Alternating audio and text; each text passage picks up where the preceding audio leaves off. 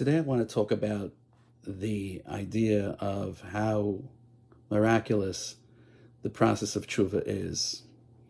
And that even though we find it hard to understand the concept of tshuva logically, nonetheless it is a concept that exists and is very present for us to take advantage of. The Medrash in Yalkut Shimoni has a fascinating discussion as to what should happen to someone who sins. Medrash says, Shalul chachma chayta mahu anshay. Wisdom was asked, the power of logical thinking was asked. A chayta, someone who does a sin, what's his punishment? Amalahu. So the chachma responded, Chatoim tirdoi farah. That someone who sins should be chased by evil, meaning there is no concept of tshuva. What do you mean tshuva? You did something wrong, so you have to pay for it. Shalul nevuah, the next concept, the next power that was asked was nevuah, the power of prophecy, seeing in the future, which does work with logic, but it is some type of transcendental wisdom. And nevuah is asked, what is the punishment for a sinner? So he says, hanefesh hachitas hitamus. Even more so, someone who does a sin shall die. Meaning, again, the same idea that whether you're asking chachma, whether you're asking nevuah seems to be a little bit more futuristic in saying that there will be more chatoim. But nonetheless, either way, they both say that either chatoim tirdoi farah, that evil should chase down someone who sinned, or hanefesh hachaitas, someone who does sins, he tamus, should die. But then they come to the next two wisdoms, so to speak. Shalu la Torah chaitem al anshay.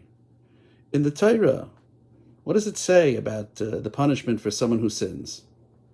So Amalahu, so the Torah says, Yavi asham v'yiskaper loy. A person should bring a karban, and he should have a kapara. Now here we're starting to see that there is some tikkun, there's some fixing of the sin, but it still carries with it some type of violence, meaning the karban has to be brought. And as we know, the Ramban says that the whole purpose of karbanos is that for the person to think to himself, I should have been the karban, I should have been the one who's punished. So there is a level in the Yavi Asham v'Yiskaper loy that still doesn't really speak of tshuva. It speaks of kapara, but not really tshuva. And it does involve the idea that there is some type of punishment for a sinner, even though he's stopped doing it and he's returning from his ways. The final question that's asked is HaKadosh Baruch Hu. Shalu HaKadosh Baruch Hu, chaytem ahu anshay. They asked the Rebbe Yolam, what is the punishment for someone who sins? Omalahu, HaKadosh Baruch Hu says back, Yaseh tshuva v'yiskaper loy. A person should return from his ways to what he was before the Aveira, and HaKadosh Baruch Hu will wipe out the Aveira.